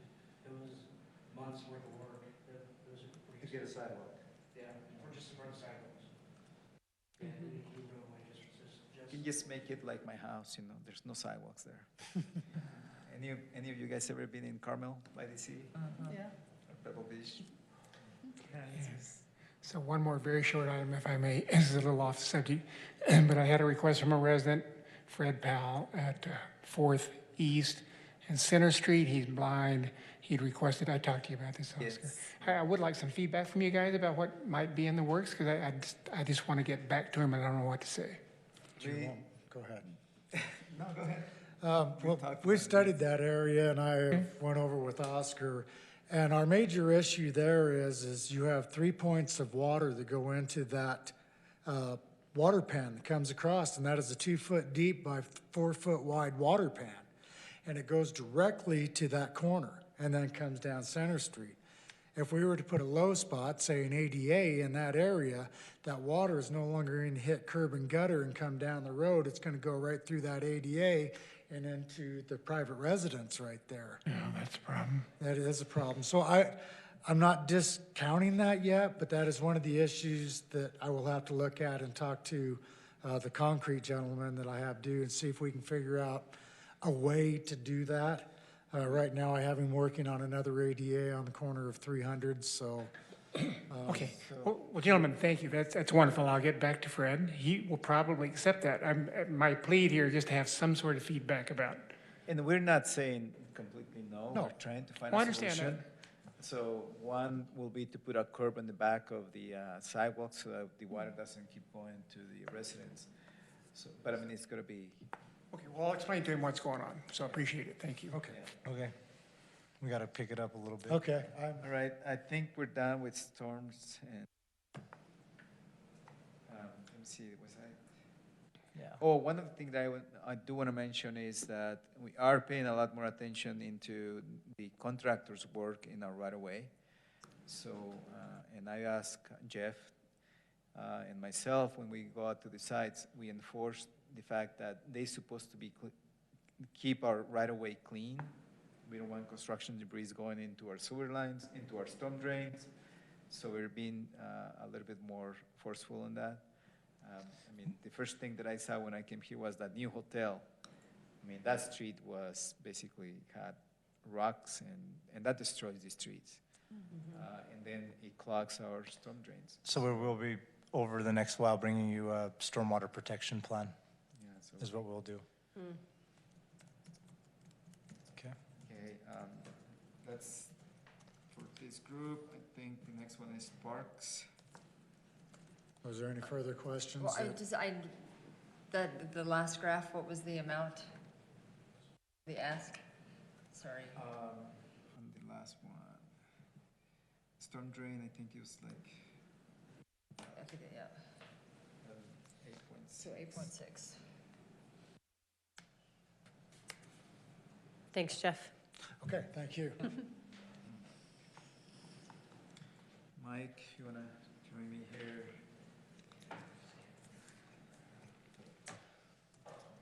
Hi. Hello. Welcome. Oh, yeah. Okay, here we go.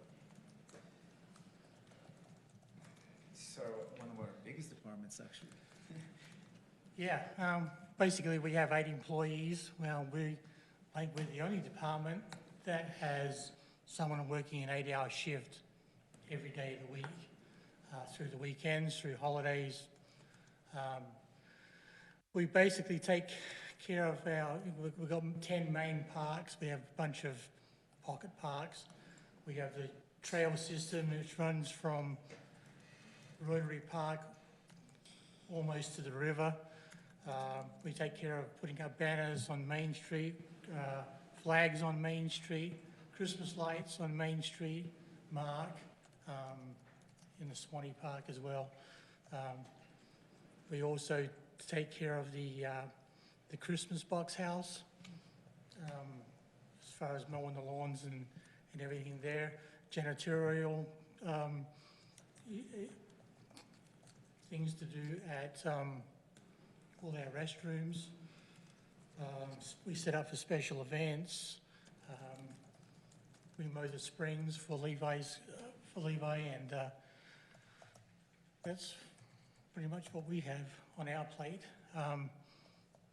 One thing to keep in mind when we talk about parks is you can probably directly correlate tourism with an impact on our parks. Because I would say that most people that come through our national parks, state parks, at some point come through some of our facilities. Maybe not all of them, but at least some of them. But yeah, between hitting Swanee or Lions or all of the areas, and it's easy for us to see when we're visitors into the national parks. You can see where they're being overrun. You can see where they need more funding.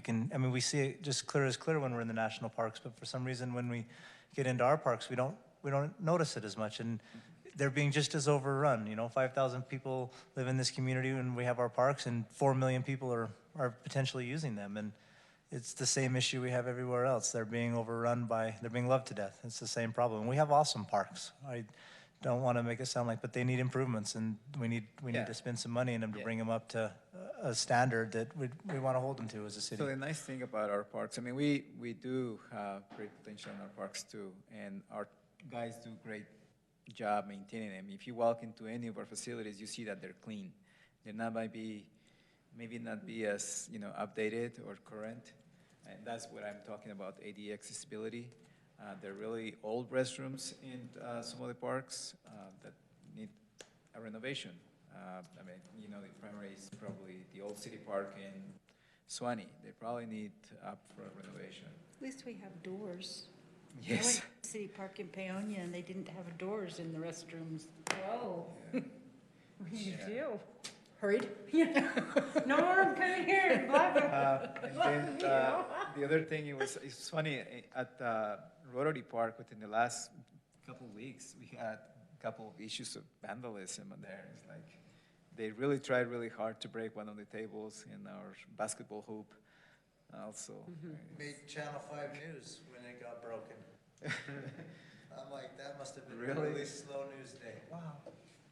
we're gonna try to go quickly over this. Basically, at the old city park, this is what it is.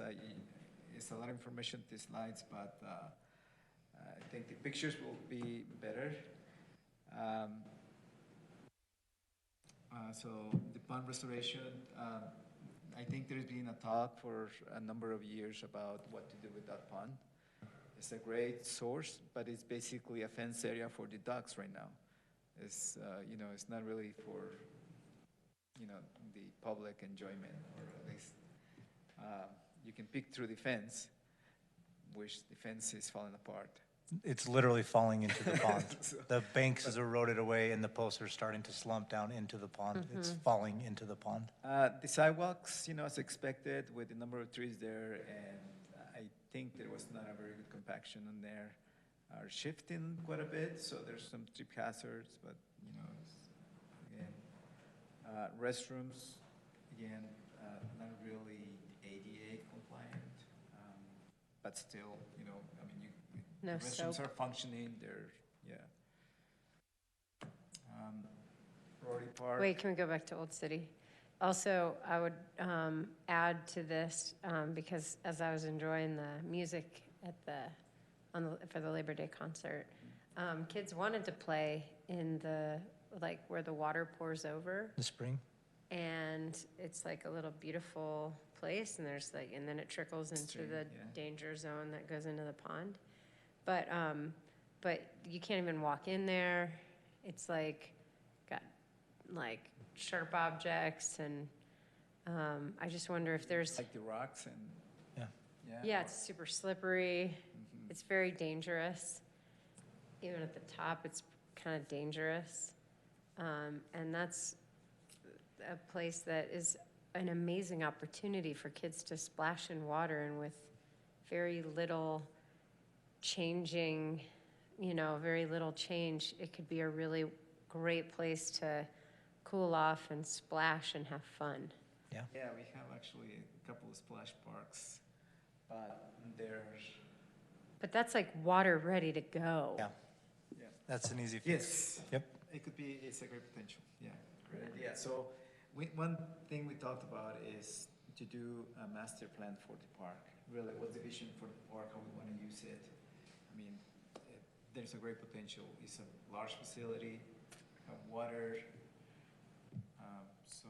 And we did just put a new playground in this park just this Yes. year, start of the season. So it has a brand new playground that's covered. It's really nice. It's a beautiful park. Why is there a fence around that pond? Because to begin with? the liability on that, if you go look at the banks, the shortest are about 3 feet and they're straight down.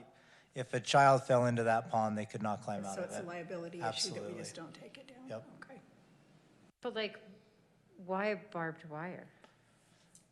Because it keeps them out. It's just a chain link. It's just chain link. No, there's barbed wire at the top of it. There's a bunch of, Satina wire. we're gonna redo, that's top priority on what we're This is a redoing. And ranching community. Like, it's the fence is getting changed out. It's ridiculous. Yeah, the freeloading ducks are coming to an end. They're gonna have to figure out how to get their own lunch.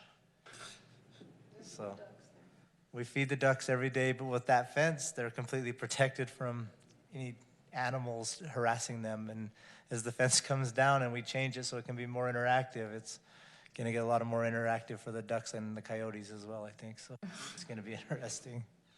We can have a fish fry and Yeah. duck fry. Yeah, it's something. Duck fry. Thanksgiving dinner. Okay, so that's at Rotary Park, again, actually, a very nice park. We are working with the Rotary Club right now to replace the fence. They are going to provide labor and we're going to provide materials. We are in the process of getting it surveyed to make sure that the fence is where it's supposed to be. In that process, it's come to our knowledge that years ago there was supposed to be a new line adopted between us and the adjacent property owner, and that came to the city, and it never got on an agenda and never actually got adopted. We think that all the fences and rock walls have been constructed on that line despite it having never been adopted. So you're going to see that here in the next couple of weeks to clean that up so we can get that fence replaced. Is it agreeable with Dan Mick, or Yeah, is there a and fight? the fences, he's actually, as we started working on it, he was the one who brought it forward, and as we started getting ready to survey, it said, that's not gonna line up on your survey, because this was done, and he has all the maps, and he's like, it never got adopted. I don't know why, we all built off of it, but it never got adopted. So we're in the process of making sure it's all correct and then cleaning it up, so. Nice playground equipment there, very unique, which is also a challenge to maintain because when we need to replace or maintain those pieces, Mike has a little bit of hard time finding the person that did it or can maintain it. The restrooms, in relatively good condition, very high use. It's starting to show it's, even though relatively new, I think, you can see a very busy park. They are heavily used. Yeah. I don't know if there's a plan for demolish of the other restrooms, the old restrooms there in the bottom picture, but they're just kind of there. And parking? Or another playground surface area, or dog park, or Yeah. the ball fields, same kind of thing. Old infrastructure, no ADA, the stairs leading up and down from the main is really, If you haven't had the chance to go up and down those stairs, you should. They're a treat. it's dangerous. Okay, good Yeah. So, it's just needs a renovation.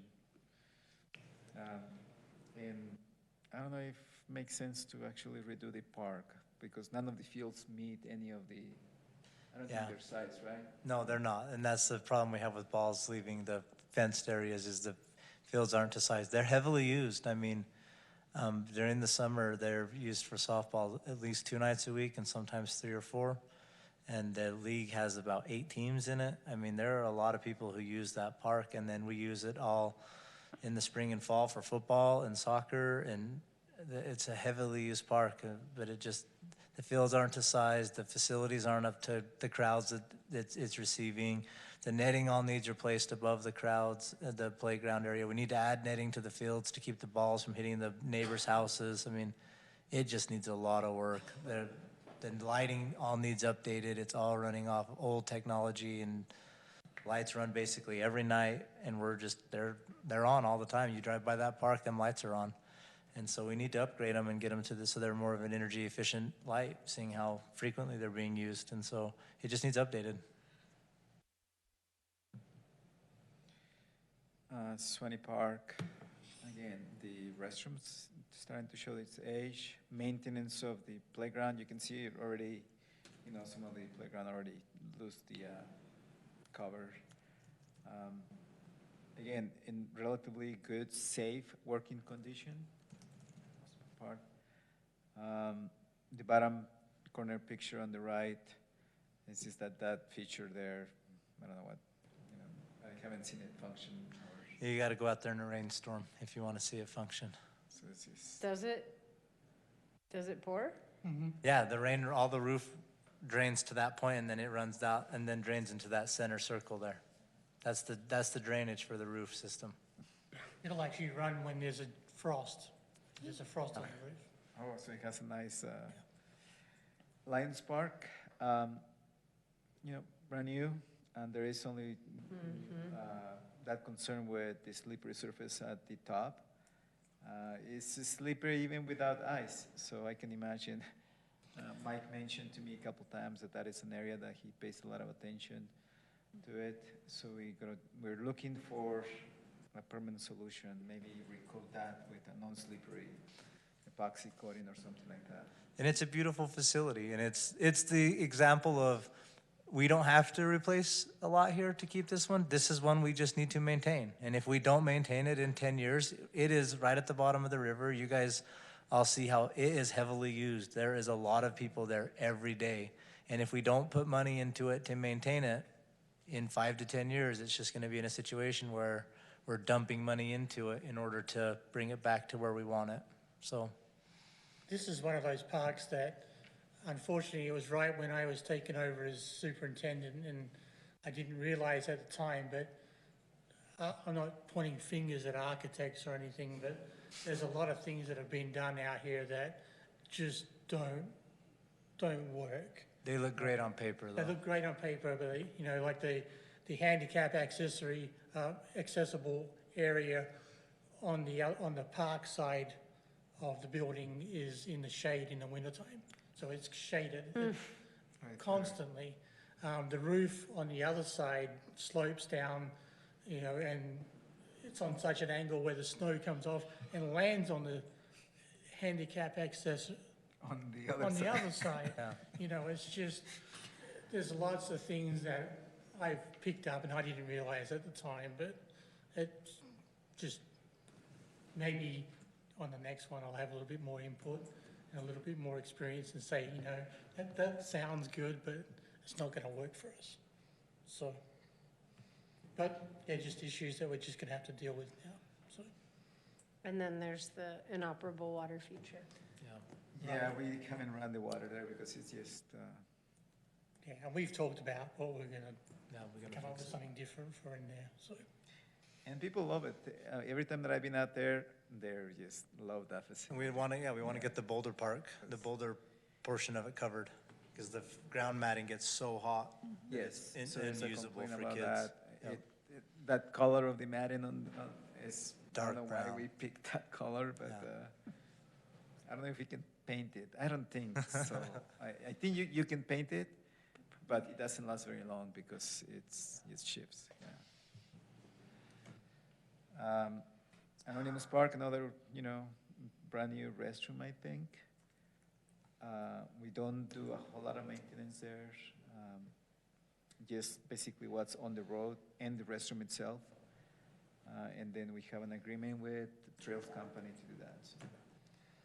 So, these are all, the rest of them are pretty much a bunch of little, Pocket parks here and there. yeah. So, any questions for our parks? Thank you for maintaining. But we should probably move on because it's 3:50. Yeah. Yes. What was the final dollar sign for? I don't have a dollar sign for No, parks or facilities. Yeah. Yeah, so, Public Works Facilities is a new Public Works building, whatever that yeah, dollar I sign don't is. even have, again, 5 employees, and we maintain basically all the city-owned facilities. Our biggest challenge, is not use the gym equipment, and the mark, the HVAC there, or right now it's home coolers. Public Works buildings is, it's just all, complete renovations of the city center. I added this because we still have the potential of really up in the second floor in our, we can add some square footage to this facility to complete that. And then the construction For which efficiencies. facility? This City Hall. facility. Okay. City I Hall. thought you were still talking about the mark. And I was like, that didn't make sense. Sorry. Again, this, of what we know, this one is very recent renovations, except that last portion on the second floor. This one, I think we need to start over, but that's it. And I think that's on the capital improvement plan too, for either a new facility. I think the city's done a great job with that building, though, all things considered. I mean, it's 50 years old and it's still operable. I mean, Yeah, it is. It's not in the definitely bad got its shape. life out of it. We've done a few things. Yep. The biggest thing, I think, the access to the restrooms really is very difficult for non-ADA. And not fixable. Yeah. It's not economically feasible to do. Mark, again, the biggest challenge right now is ventilation really, because once we put in these nice windows, and you can speak to that kind of. The intent was that we would have enough funding to go ahead and do the HVAC, and that's what Pat Dean was planning. And with the windows, the cost for replacing those windows and having actual opening sashes was going to drive double, if not triple the cost. And so the project ended up being where they made the windows solid between the dance room and the stage room, which brought the price down considerably. It increased the efficiency of the building as far as air movement, because the old ones were dry rotted and needing replaced.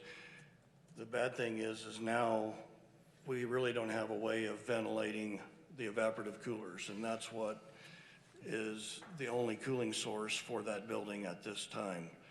We did have some bids.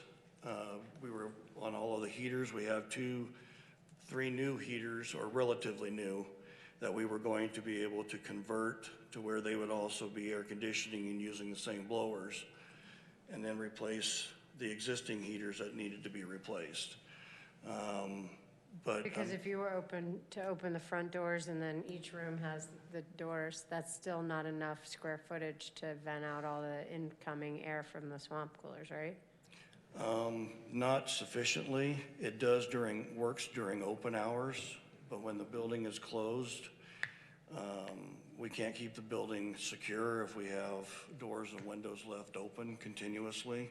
Yeah. Before the windows, we could get away with it because they were not really easily accessible.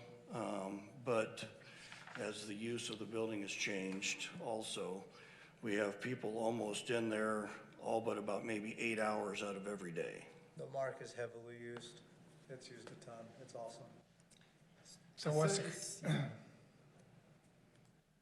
the cost of the HVAC system compared to what the incremental cost of the sliding windows would have been? Oh, so much more. Yeah, I think at the time, when they decided to not put the money into the windows, they didn't consider that they lived in a world where they just bought what they wanted, and they were just gonna get HVAC, and it wasn't a concern. So save the money on the windows and buy the HVAC, because that made more sense. But when the reality hit home of there's not a blank checkbook, you have to pay as we go, they had to live a year without HVAC. We're working on getting it. I think we're probably hoping that next year we'll have it in that building. So it's so heavily used every day. That's the goal. So, but I think initially, Mike, that it wasn't a concern. Like, oh, let's not waste the money on the opening windows. We'll just buy the HVAC system Was the as well. operational cost of refrigerated areas as opposed to swamp coolers as well? I think it's cheaper to run swamp coolers. It is cheaper to run swamp coolers. Yeah. Swamp coolers are cheaper. Yeah. I mean, unless They're it's not as a efficient. very tight building. Well, because there's not even very ductwork, is efficient. Yeah, there? they're not as efficient, but they are cheaper to run. Yeah, they're cheaper to run because all you're running is, Motor. one motor. Yep. I have 2 swamp coolers in my house and I love them, but having said that, I'll say you guys should do whatever suits the purpose and the comfort of the building Yeah. first. Yeah, well, When you're now trying that- to cool that much square footage with Now that that- high of roofing, it's And the now that HVAC we system. sealed the building, really, to get ventilation in it, the HVAC needs to be. Yeah. Can I just ask, since we're 4 minutes from 4 o'clock, is this the last, is facilities Yes, the last and then one? we'll let Chuck present real quick, and then we'll call it good. So these are just the current, still ongoing issues with the mark, the siding, the exterior siding, and the interior. And this is the stuff I sent you guys a year ago, MRAC, yeah. so. We really, I mean, the animal service building, public works building, all of Yeah. that stuff. All right, Again. Chuck. Could I at least have some good news I can say? Yes. No, but you have 20 seconds. Okay, good news is we did hire HVAC person, so we are able to do that in-house. So it is cheaper. And the other one is for the second race in a row, Go Devils, we took first place in D2 schools. Well, thank you, Oscar, Mayor. thank you so Yeah, much. Oscar. Thank you for putting that together, and is it possible to make that available to council? That's, Yes. that presentation? But I can make it available. And we are going to take the video of this when we're done and make a short version of it that's available. I'm sure the Watch like a council would 5 to want the 10 minute full too. version of Yeah. kind of where we're at. Thank you. Oh, right. Oh, nice.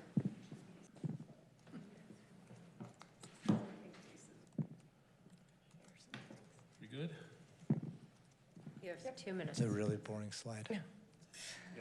How long do you think? Because, Like 15 minutes. I've been back there cutting slides. yeah, okay. Like I said, I'm Is always. that okay? Well, let me check in with council because we I'm thought that we would be here until 4. So an extra 15 minutes? Hard stop at 4:15.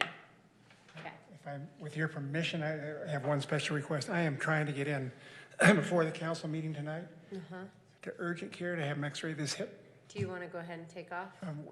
Well, 15 minutes, I'll probably still make it. Mike, go. Yeah, you need Go. to go, actually, because they close at 5, All right, and you're it's okay? going slow. Yeah, I am going slow. no I'm just worries. doing that. You'll make available the slides for, Thank you. and you can watch online after, too. Okay. So I've been back there cutting slides because we cut things up here. I'm here to tell you about the costs and a couple of other items. Transportation projects, we just, 11 o'clock today, got a new road condition assessment in and had roads and bridges done. Costs are $14,129,000 for the roads, for a capital project, and 2.5 million essentially for heavy maintenance projects. And on the roads, that includes for bridge rehabilitation and widening, we have 5 bridges, and all of them need help so that they're compatible with pedestrians and bicycles. So that's what that number is to widen the bridges. The bridges are in good shape, except they're too narrow. And they need new safety features. Yeah, the cantilever sidewalks that cross them are in, how about live their useful life? Not saying they couldn't be redone, but we need to increase those capacities so we can get bikes and pedestrians across the bridges more safely. Chuck, I'm sorry, where are these? Bridge, fourth item down, bridge rehabilitation and widening, $3.5 million. No, Where where are are the the bridges? bridges? Oh, we have 2 of them on Cane Creek, we have 1 of them on Mill Creek, we have 1 of them on 500 West, 4th East, crossing Pack Creek. 2 of them at Fourth East. I have maps of it. If I had more time, I could show them to you. Water and sewer pipe condition. Eric was here over the weekend and came up with some wisdom. I was like, we're beating ourselves up. Why is the condition of our pipes in such not great shape? And before I get to that one, I think his sleuthing came up with it. This is a study that was done by Utah State University in 2018, where they're noticing that PVC overall has the lowest overall failure rate. Cast iron pipe has 20 times more breaks in highly corrosive soils, which we have, than in low corrosive soils. And corrosion is a major cause of water main breaks. That applies to water main, but it also applies to our CMP pipes that Jeff was talking about earlier. Essentially, the breakage is increasing nationally. This is US and Canada, up 27% in the last 6 years.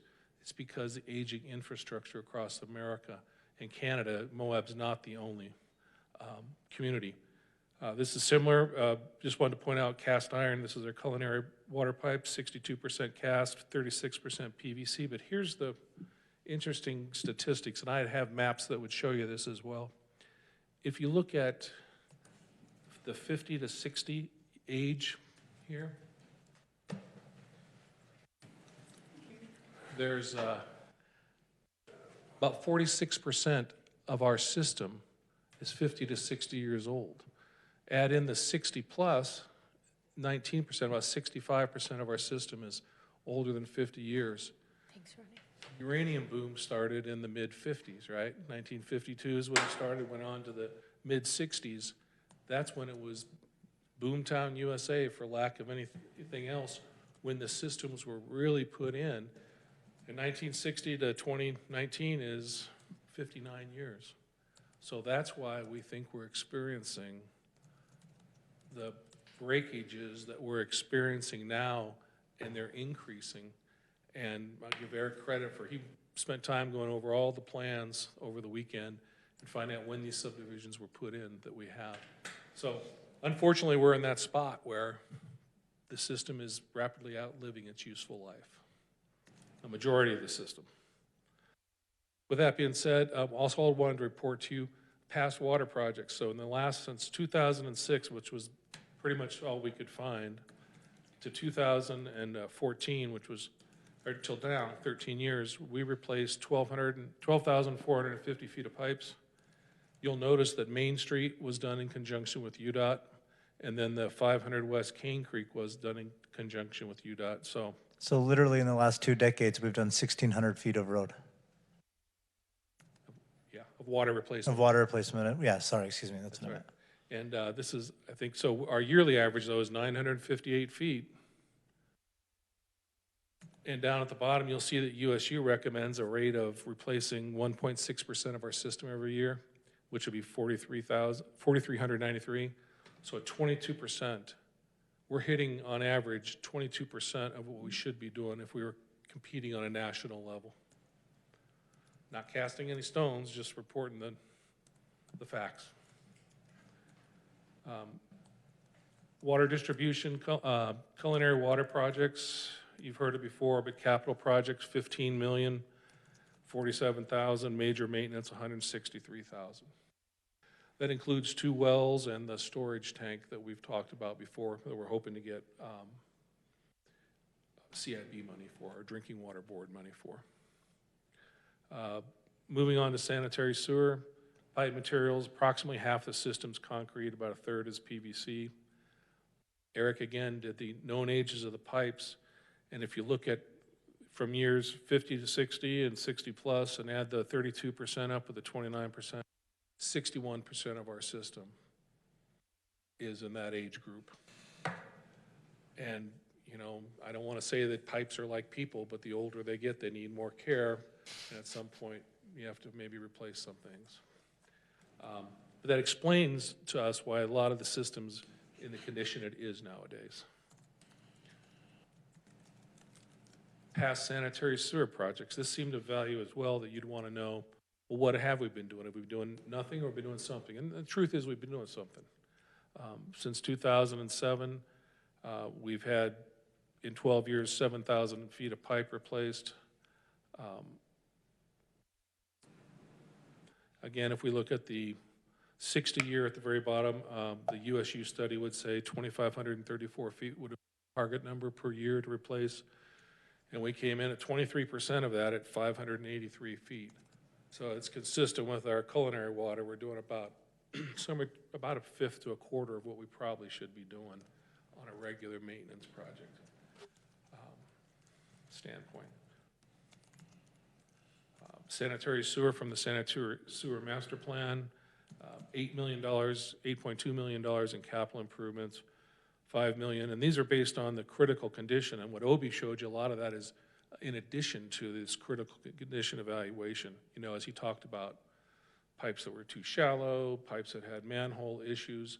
These were based upon the videotaping where we can say these are problems. So I think these are good numbers. I think Obi's numbers are good numbers.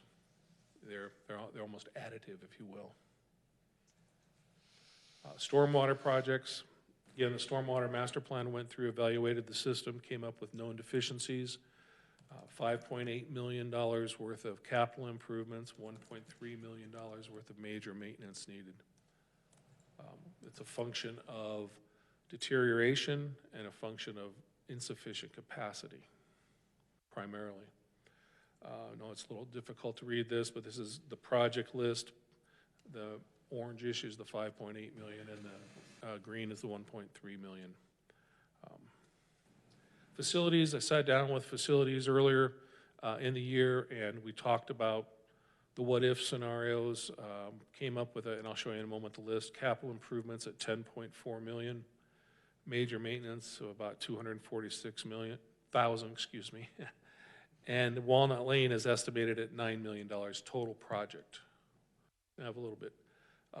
So the orange there is things like Public Works building, it's got the elevator, it's the city center renovation or replacement. You know, those are decisions to be made, but those were the costs that would be there if those decisions were made. There's issues with the drywalls, with the equipment, the ceiling beams, and the MRAC. Walnut Lane, we have costs for the relocation. Essentially, that means moving people around as we move out the old trailers to put them in interim and maybe midterm housing. Plus there's a trailer park design, then there's the construction, and there's infrastructure improvements that are going to be needed as part of Walnut Lane. So that's a total of $9 million. Parks and Rec, this is a little less clear because, like Oscar said, we don't have a master plan that's evaluated it holistically. But we have talked to staff and have come up with a list of some $330,000 and some pathway bridges, city Center Street ballpark lights, changing the lights out to LED upgrades, things like that.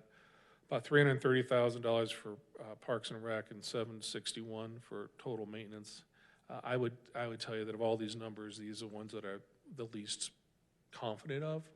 The other ones I have a pretty high confidence level in because we've done the detailed analysis to come up with those numbers, including upgrading numbers from those master plans that were like 2016. I guess I want to quickly point out that we've updated those for inflation.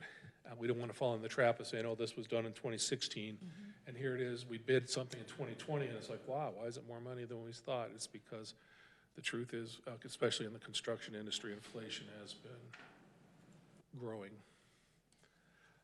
Big picture, here's the bottom line, the last slide. Total estimated cost of identified capital improvement and major maintenance projects. So the capital CIP cost $53,908,000. Maintenance $10,552,000 for a total of all costs of $73,648,000.